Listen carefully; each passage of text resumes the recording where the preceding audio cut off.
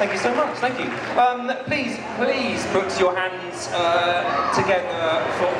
hang on, where am I? What's going on? I'm really very excited about this one. I wonder what was different about that. Oh, was that yours? Oh, sorry. Oh, there we go. So please, if you could put your hands together for these two wonderful people. You may start now if you want. Thank you so much for Chris Barrie and Hattie Hayridge.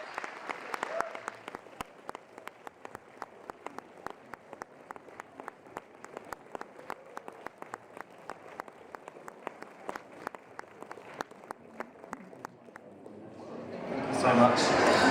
Thank you so much for coming up and having a quick chat with me. Good evening. How's it going? How are you feeling? Generally, fine. Yeah. Thank you. How's your? I know it's fairly early, but how's your day been at Norfolk? Good. Seen lots of people already. Yeah. Yeah. Nice. Ditto.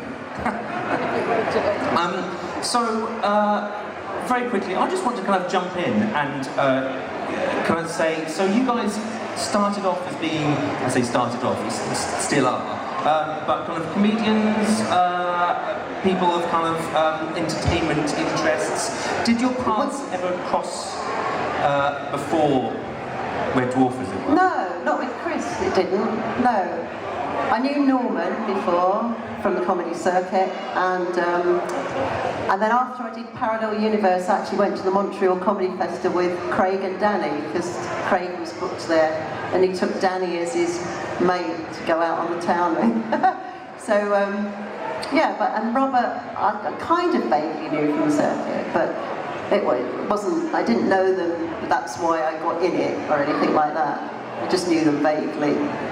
So how did you kind of... Were you not on the comedy store circuit thing? Yeah. So, I didn't so know our you paths from were there, crossed. Oh, we didn't know, didn't you? No. It's been a long time. What's your name again? Chris Barrett. Oh, Chris Barrett. From Red Pilot. Right. No, oh, you make those houses, don't you? There's quite a few springing up where I live, that's for sure. I did write, actually, I did do one series writing on the Spitting Image, but I don't know if I wrote for you or not, because I never met any of the people that was in it, which is bizarre. No, so yeah, I was on the comedy alternative comedy circuit, which was called then that. What was the alternative comedy circuit? Well, it was set up, I suppose, as an alternative to the traditional mother-in-law gag type club comedian, you know, as personified by, you know, a lot of the northern comics at the time, mainly northern, then southern. But yeah, so it was an alternative to traditional, I suppose, sexist, racist comedy, as was deemed. So that's not all new, all that stuff? So yeah, so I was on that with, I know Norman Lovett was on that, and Ronnie Golden, Tony Allen, Jim Barclay. People he's never heard of. People who were brilliant, who were really fantastic acts, and probably still are. So yeah, and I was doing some impersonations back in the day, and yeah, that's how I think that's how I sort of got spotted, as it were. Did you both... And I was a secretary, got fed up being a secretary, went to a comedy club, they said if anyone wants to get up and do something they can, and I'd had a bad day at the office, and I got up, a bit drunk, and started moaning. And then someone gave me a gig, which was terrifying, because then I had to write something for 2 weeks' time.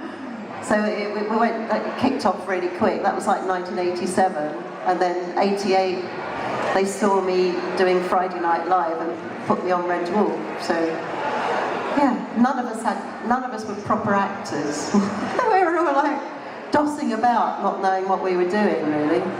So it really, apart from Danny, he was a proper dancer. That's really quick then. For me, it was. Yeah. When people say it doesn't happen overnight, I'm the exception to that rule. And you say you wrote for Spitting Image as well? Yeah, that was all about the same time as well. And Chris was on, you was on that, weren't you? Yeah, which sketches did you write? I didn't even know Hattie Rose. I'm trying to think what era it was of things happening. 1987 onwards, really. Yeah. 86, Michael Foot, Ronald Reagan, yeah. Margaret Thatcher. Do they ring a bell? I've heard of them, yeah. Yeah. Neil Kinnock. Yeah. Lovely babies. Ronald Reagan, Will, who am I? Where is my brain? All that sort of stuff. Air Canada's radio, sir, that's the best impersonation I ever did, you see, yes.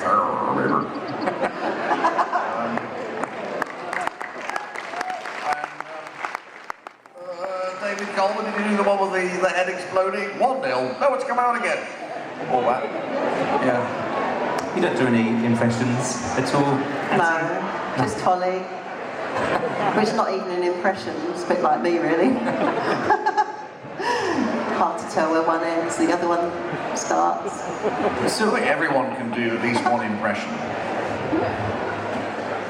Yeah, I'd say. Everyone in this hall can do one impression. All do it now at the same Everyone time. sounds like someone else. All do your one impression now. I guess everyone has one impression that they can probably do, but Can't think what one were you doing Sometimes people think I'm Helen Mirren, or they pretend they think I'm Helen Mirren. You're not Helen Mirren. Oh God, is that something? I thought so. I've got loads of questions for Helen. I'm so sorry. Well, I hate to be playing Catherine the Great. Well, I am in Sky Channel very soon. Very soon. Nice. So Red Dwarf,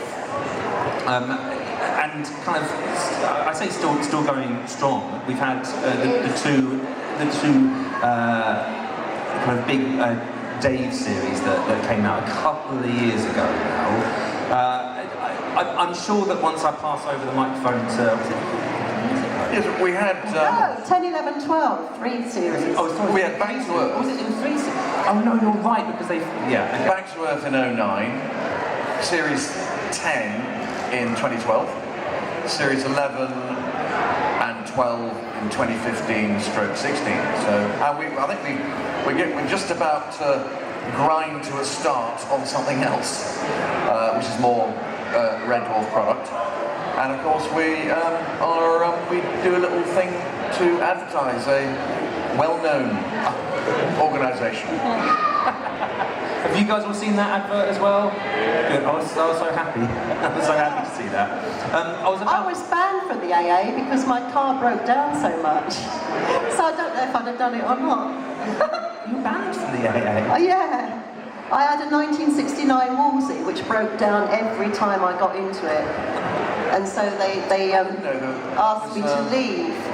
They said it could only come out 6 times a year, and I'd done my 6 times a year. Well, I like some old wagons, and yeah, I've reached 6 times a year. I've never got to the dizzy heights of 6 times a year, maybe twice, but... So you mentioned that there might be some more Red Dwarf products coming out, because that was going to be my next question, because I know that someone else was going to say, when is Red Dwarf coming back? Is it going to come back? So there's possibly more stuff bubbling up. Yes, I kind of, I've lost track of what I'm not supposed, what's not supposed to be out there and what is. But so no one has put a gun to my head and said, don't talk about anything coming up, So I think I'm prepared to actually say that something will come out fairly soon.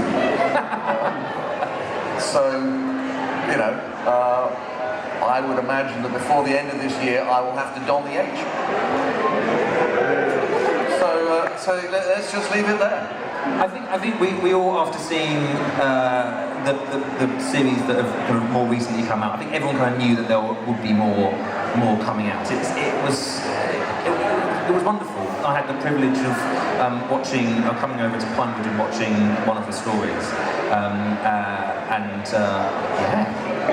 it seemed like such fun. Was it similar amount of fun to kind of how it was produced? Sometimes it is great fun just to work with Craig, Robert, Danny, and perform Doug's scripts is great fun. It's brilliant writing, great, company to work with, and all the crews, cameras, lights, the chippies, the sound, everyone is just, and the other production staff, absolutely brilliant, So it's great fun to work with, but it is hard work, when you suddenly get thrust a scene that looks quite word heavy. When are we recording it? In about 20 minutes time. That can be a little bit tricky. How am I going to remember that speech? That's the biggest problem, really. It's just getting the time to allow the lines to. It's not just a case of learning lines, it's a question of letting it bed in. And you need days to do that. Sometimes they're saying, well, no, we're doing it today. And that's for for a performer. I won't say actor, we're not, because as Hattie has pointed out, we're just performers who've got nothing, or in my case I am.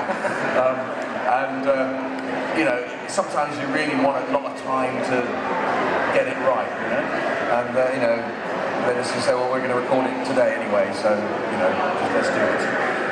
So it'd be nice to have a bit more time, is what I'm saying, but it's great fun to work on. Was just popping back to kind of Holly, was it quite difficult, or was it quite easy to be ahead on a screen? Well, the rest of me was there as well. So yeah, all it was like sitting in front of a black background, wearing a black polo neck jumper, sitting knee to knee with a cameraman, with the camera in my face. So because I didn't have any training, it was much easier than walking and talking and not bumping into furniture. Yeah. That was perfect, really. Were you with the rest of the crew? Was it kind of no, I was with them. Yeah, it'd be the sets, and then I'd sit in the middle gap between the sets. And they're 6 days a week with everyone else. Some days I didn't have anything to do, and I just sat drinking coffee and eating biscuits, which they wouldn't let you do nowadays. So. You'd be kind of hidden away somewhere else and then brought on for one shot. Yeah, I'd probably be brought on for an hour for the entire series. Yeah. I'm going to open up to the questions to the audience, if that's okay with you. Are there any questions out there? Oh, straight up there. I'm going to. You're going to run out there. Hello. Chris, did you ever feel a bit smug that all you had to do was to put an H on your head, and Robert had hours and hours and hours of prosthetics to put on? Yeah, I mean, what a loser. In at makeup at 3 o'clock in the morning, we were just staggering back from the clubs at that time, I tell you what, in series 12, I think it was, we, had, Danny, Craig, myself had to put on the Crichton latex, and that was, the first day I was ill, I had to retire hurt, I don't know what was wrong, but I couldn't do it, the glue and the, when the glue starts to fail and it starts to lift and you've got a drip of sweat going down the inside and you can't touch it, that's not the worst bit. The worst bit's the eyes, it has to sort of blend with the eyes, so you've got glue right on your eyelids there. Tough gig Bobby has, he should really get the big bucks, but yeah, and for me, these days I do get a little bit, I have to be in there, for longer than 10 minutes, because obviously I have to have a certain help with the Barnet. But no, they've got it much quicker now, the Crichton makeup. So I think they're under 2 hours. So, and the technology's improved. The makeup artists who do it are out of this world. So yeah, there used to be an element back in series sort of 6 or whatever, back in the Shepperton winter day, because of course you always do it in the winter, because Robert in the summer he couldn't survive, it's too hot, So yeah, I remember those early mornings in Shepperton, about sort of 5 o'clock when he went into makeup, and I would breeze in at sort of 20 to 9, some happy days. But yeah, exactly. Is it straight? Let's spend half an hour working out if it's straight or not, So yeah. Was there a question over here that I saw someone put their Making hand sure up? a helicopter didn't land on your head. Did I say? Oh, there we go. Chris, as we all know, as we all know, it takes between 14 and 15 hours to smoke a pipper. What are you expecting to get done in that time? Smoke me a kibble, I'll be back for breakfast. Well, Ace could do loads of things in that time. He could save planets. You know, he could teach Crichton how to play the piano that he already knows. He could do so many things. He could do a whole maintenance run on Red Dwarf, plus his own, plus Starbug, plus Blue Midget. You know, Ace can, I don't know, he could visit other members of the crew who require help in whatever form. So Ace is still pretty capable. Who knows? He may even be out in the ether waiting to make a landing at some point. Smoke me a kipper. I'll be back for sometime soon. I loved that when you and Craig was out on the scaffolding pretending to mend Starbug. Do you remember that? Because that was one bit of location I went on, which was outside the building. And when you were up there, and it was like in the stall. Oh, there was a wind machine. Yeah, there was a wind machine. They were throwing buckets of cold water over a Volkswagen Beetle engined wind machine. And with a huge, great propeller. And I tell you what, that was a gale. in November. Ace is supposed to be cool. You know, so he's out there trying to be cool with a 50,000 mile an hour wind at you, you know, and they were chucking water, you know, at us, you know. So I was kind of nearly drowning. The Ace wig was nearly lifting. And instead of sounding like this, Ace was starting to sound like this. It was fun to watch, I have to say. Yeah, because they deliberately did freezing cold water. Yeah. Yeah, they could have warmed it up, but they were just laughing, going, oh, this will get them. Well, I'm glad you enjoyed it. Yeah, I did. And Doug was going, yeah, it was great, yeah, it looked great. Should we do it again? Yeah, thank you. So yeah, it was good fun. With a question over here. How much different would Red Dwarf be if it was done now instead of earlier?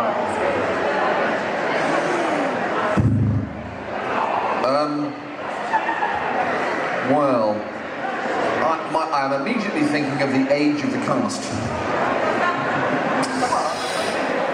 The age of the cast, but actually much more important is the age of the culture.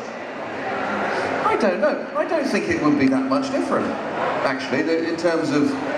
Because, you know, Red Dwarf's its own little world, which, you know, exists away from this world. So, I don't know. I look back on episode 1 and think, well, there might be the odd little reference here and there that might be different, you know? A couple of episodes might not make it. But apart from that, I'm not entirely sure. Good question, actually. Good question, young man. From someone so young in years. I'm going to think about that on the way home. And I'll probably think about a much better answer than the one I've just given. Next. Unfortunately, we're going to have to wrap up. I'm so sorry. It was so fleeting and so quick. Thank you so much, guys, for coming up to Norfolk and having a chat with me. Please give a nice Norfolk warm round of applause.